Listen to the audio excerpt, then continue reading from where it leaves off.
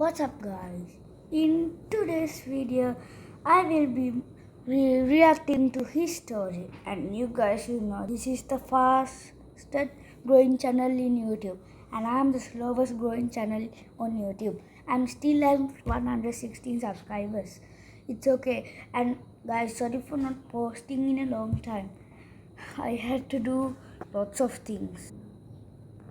I walked into the school gym with a plastic gun and fake blood covering my shirt, ready to win the annual costume contest. I saw kids dressed in mummies and skeletons, but then a kid stumbled in wearing just jeans and a plain white shirt. I tapped him with my fake gun and asked why he entered without a costume. But when he turned around, his entire face was gray. He was clutching his stomach and dropped to the floor, and blood instantly began pooling under him. I gripped my head, wondering if this was real, but then I saw a bullet wound in his back. A girl screamed, and suddenly every head snapped towards me. They saw me standing over a bleeding out kid, holding a gun with blood on my shirt. "He shot him!" Someone yelled as a teacher crouched behind a student to call 911. I instantly threw my hands up. "It's fake! My gun is a costume! This wasn't me!" I held my pistol up to prove it, but everyone instantly started climbing over each other to get away from me. I didn't know what to do, wondering if there was a real shooter in this building, and just dropped down and gripped the kid's shoulder. "Please get up. Tell them I didn't shoot you." But he wouldn't move even when I shook him. I couldn't hear him breathing, and his blood kept spreading under my knees. My hands trembled as I threw my plastic gun across the floor, and suddenly I felt kids tackle me and pin me to the ground, twisting my arms. That's when the doors slammed open. Two cops ran in while teachers and students screamed I'd shot someone. They drove their knees into my back, and I cried as the cuffs clicked shut behind my back. I was still thrashing and screaming I didn't do this, when suddenly I heard clapping. The principal was on his feet, grinning, while everyone stared at him horrified. He ran towards me and wrapped a gold medal around the neck of the kid on the ground. What a costume. This is why my son is the best. He smiled, and suddenly the kid sat up,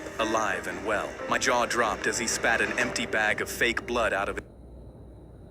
Bro, what happened? This crazy? Guys, does this happen to you? Bro, I am filming a video. Can't this leave me alone? YouTube on Google. Costume. This is why my son is the best. He smiled, and suddenly the kid sat up, alive and well. My jaw dropped as he spat an empty bag of fake blood out of his mouth, and when I looked closer, I saw the bullet in his backup was just makeup. He stood up and raised his hand. My costume was to pretend to be shot, but the cops uncuffed me and immediately cuffed him instead. Pretending to be shot at school was also your crime. You're coming with us. I walked into the school gym with a plastic gun. I clinked glasses with my wife and toasted to never having kids. She smiled. "This is why I love you. You're okay with never having filthy gremlins running around." But then my phone rang, and when I picked it up, an officer said, "We're so sorry. Please come to Orchard Fostering Agency right now." My blood ran cold as I told my wife I needed to go. I walked into the agency with my legs shaking and saw my 8-year-old niece, Lucy, hugging her teddy. Her eyes were red. I knelt down. "What's wrong, sweetheart?" "Daddy's dead," she replied without looking at me. I felt my legs buckle because my little brother was dead. But before I could even think, a woman tapped my shoulder. Lucy wouldn't talk to any of us. She asked for her Uncle Dan specifically. "If you can't take her tonight, she'll have to go into the foster system." I said I'll take her in before my brain could think. We climbed into my car, and my hands shook on the wheel. I told my wife I'd never have kids, but when I looked at Lucy sobbing into her bear, I knew I couldn't abandon her. We pulled in, and I walked inside with a lump in my throat. My wife saw Lucy and immediately sneered, "What's she doing here?" Lucy jumped, but I told her to stay down and asked my wife to please talk upstairs. She slammed her fork and followed me while Lucy sat on the couch. She slammed the door while tapping her foot, and I explained everything. My brother's death, Lucy asking for me, her being thrown into foster care unless we took her, but my wife didn't even hug me. She clenched her jaw,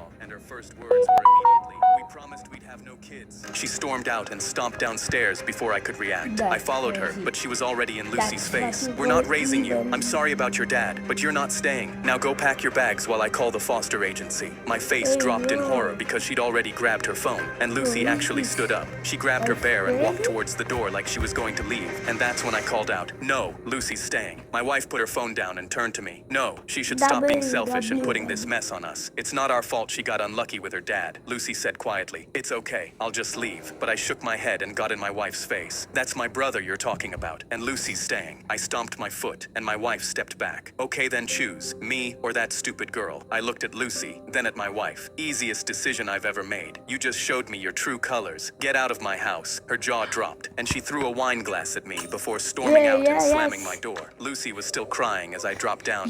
Did you guys see that? The bottle that she just threw, his story just dodge was becoming Goku. And hugged her. Uncle Dan's got you, sweetheart. You're staying. We're gonna help each other get through this. We sobbed into each other's arms. I never saw my wife again, but 10 years later, I sat at Lucy's graduation, holding her bear and watching her get her diploma as she smiled at me. She's still my niece, but she's also my daughter too. I clinked glasses.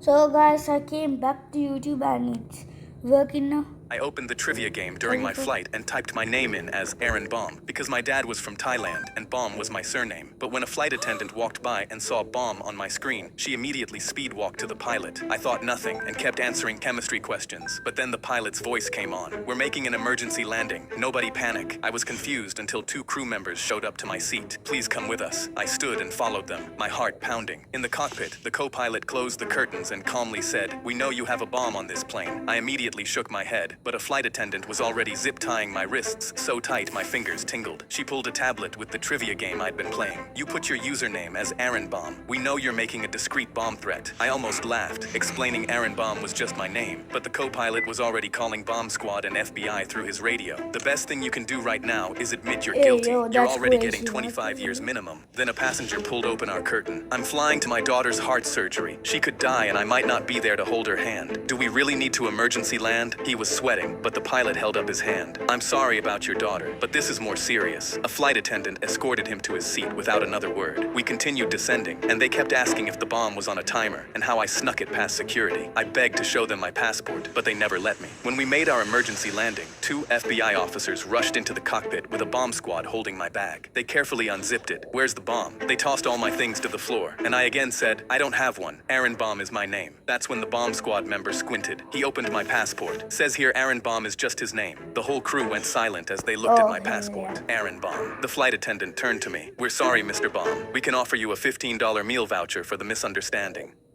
I opened the trivia game during my flight. Yo, that's crazy. I don't like Karens.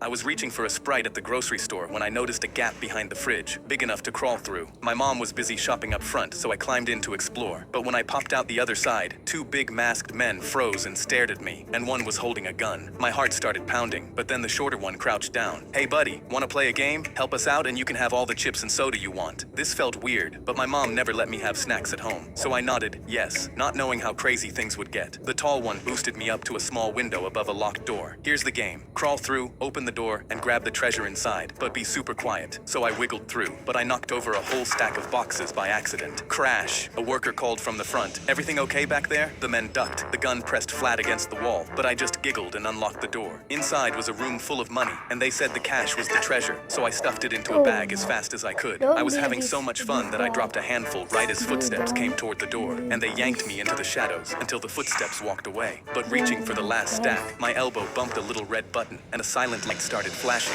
The men's faces went white, and the tall one shoved the heavy bag into my arms. "Quick, you got the treasure. Now run it to the white van outside, fast. If anyone asks, your dad's waiting for you." So I hugged the bag tight and ran, the chips and soda motivating me to go faster. I ran out the front doors, but the parking lot was full of police cars with their lights spinning. I walked past them toward the white van, hugging my treasure, but a cop stepped in front of me. "Whoa, where you headed, buddy?" I grinned up at him. "I'm bringing the treasure to the van. My dad's waiting, and I get chips and soda if I hurry." But he looked skeptical, unzipped the bag, and his eyes went wide at all the cash. "Son, who gave this to you?" I pointed towards the back. "The nice guys in the back." I crawled through the window and opened the door for them. His face changed, and he grabbed his radio. Minutes later, they dragged the 2 masked men out in handcuffs, and everyone was calling me a little hero. I didn't get why, but the police gave me all the chips and soda as a reward. But before I could open it, my mom rushed in and took the snacks right out of my hands. "No snacks!" I was reaching for my friends and I were in the backyard blasting my crazy. older brother's exclusive Nerf blaster when he ripped it out of my hands and shoved me like he always does. You're too much of a baby to even hold this. Get your loser friends out of here. I'm telling Mom you stole it. My friend's face is dropped, so I yelled, I'm not a baby. I can shoot better than you. He smirked and pointed at a tiny can on the fence across the yard. Fine, hit that in one shot and you can keep the blaster. Miss, and your friends are banned for good, and I'm telling Mom. He tossed me the blaster, laughing, because he knew I'd never made a shot like that in my life. My friends gathered behind me, hyping me up as I raised the blaster and lined up the tiny can across the yard. I took a slow breath and steadied my aim, dead on it, and I smiled, knowing I was finally about to prove him wrong. But the second my finger squeezed the trigger, my brother shoved me hard in the back, and the dart flew way off to the side, sailing toward the fence. He burst out laughing as I hit the dirt. You're pathetic. I knew a little baby like you couldn't do it. My friends erupted, screaming that he cheated, but he didn't care. He just cupped his hands and yelled for Mom while waving them off. Get out of here. You're all banned losers. Then he ripped the blaster out of my hands and leaned down over me. You'll never prove me wrong. But then one of my friends started jumping up and down, screaming, He's a goat! He's the goat! My brother smirked and puffed out his chest. Yeah, I know I am. Not you, you idiot, your brother. My brother spun around and his face went pale. My dart had ricocheted off the fence post and stuck dead center on the can. His own shove is what landed the shot. That doesn't count. Right then, the back door opened and Mom came out. Someone called me. My brother opened his mouth, but I stood up and pointed at him. He shoved me on the ground and called all my friends losers. Mom marched over, grabbed him by the ear, and dragged him inside, grounding him as he flailed his arms and cried. I turned to my friends Hello. and held out the blaster. Turns out I only needed one shot to prove him wrong. That's crazy. I can't even speak. These guys' video are just crazy. The teacher handed me back a test with F- written in bright red ink. I couldn't believe it. I had stayed up the entire night before, studying until I literally passed out. I looked over at my best friend Jackson's test, A plus 100% correct answers. I asked him if I could compare my answers with his to see where I messed up. We had the same answer for the first question. Must be some mistake, but I kept going down the list. Jackson and I answered every single question exactly the same way. This didn't make any sense. Just to be sure, I even used my smart glasses to scan both tests.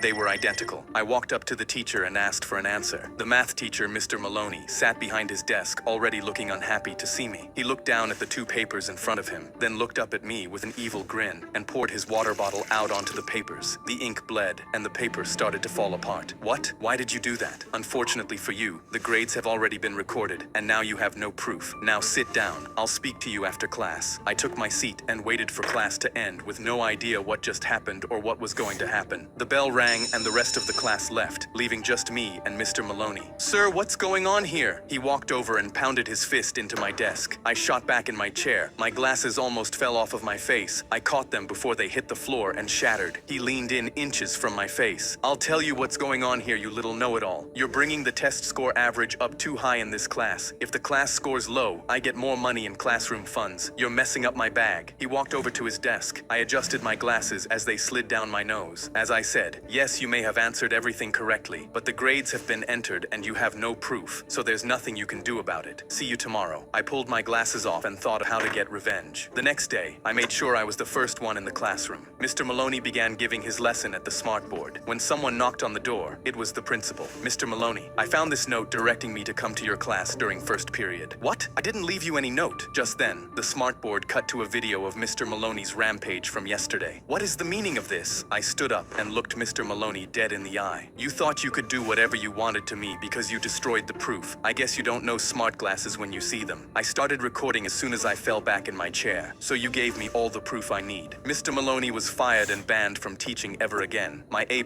was restored, and I ended the year with a 4.0. The teacher handed me back a test with That's F-. W.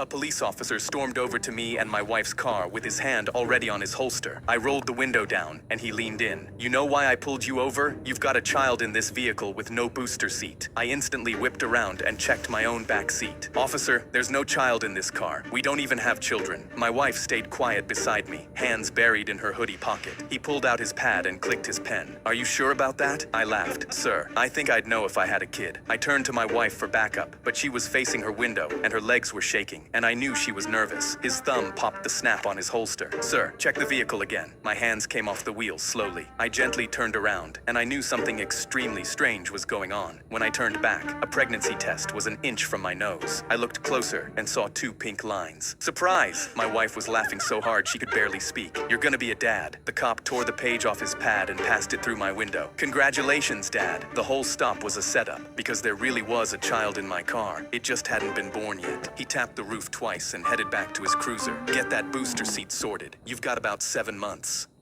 A police officer. The officer slid a plastic evidence bag across his desk and said, "Your daughter got caught pickpocketing 6 people outside the local 7-Eleven. Her haul covered the counter. 6 wallets, 2 phones, a cooler of raw salmon." Daisy swung her legs and giggled like we were all having fun. "My friend taught me to do it, Daddy," I asked gently. "Which friend?" She grinned. "You haven't met him. He's shy. A boy was teaching my sweet daughter how to steal, and I was going to find out who." As soon as we got home, I called her teacher, asking if she'd noticed any strange behavior at school. She laughed. "Absolutely not. Your daughter is an angel. She sits in the staff room with the other teachers during lunch." I clenched my fists because I wasn't going to stop until I found out who it was. That night, while she watched Bluey, I went through her room and found dirt marks by her windowsill. My heart was pounding, and when I pulled back the curtain, there were huge paw prints and claw marks everywhere. Was someone forcing her to sneak in a pet? When she went to sleep, I waited outside her room to see what was going on. And at 1 a.m., she tiptoed towards her door and slowly creaked it open. I hid behind a coat tree and watched her sneak into the yard, so I grabbed a flashlight and followed. She cut straight to the 7-Eleven, and a shape rose from the dark by the back door. I put my hand on my pepper spray, getting ready to attack the man hurting my daughter, until it stepped into the streetlight, an 8-foot grizzly bear. My mouth opened in shock. The bad influence corrupting my daughter was a grizzly bear. Before I could move, Daisy ran straight at it and hugged its leg. The bear shoved open the door of the 7-Eleven, and Daisy strolled in behind him, and the cashier immediately put his hands in the air. "Not again! Take anything you want!" The bear cornered him, and Daisy giggled as she grabbed honey, salmon, and Twizzlers. When they walked out, they split the hall and high-fived each other. She waved me out of the bushes. "Dad, this is Steve. He's my best friend." Steve sized me up and nudged a salmon at my feet. I took the fish.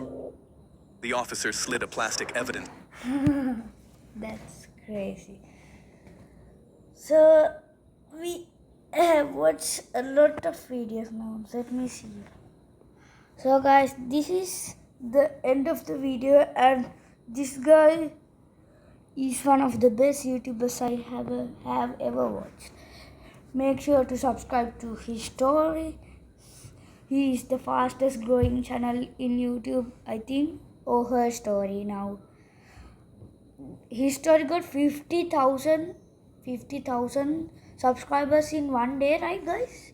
So that's it for today guys. Bye.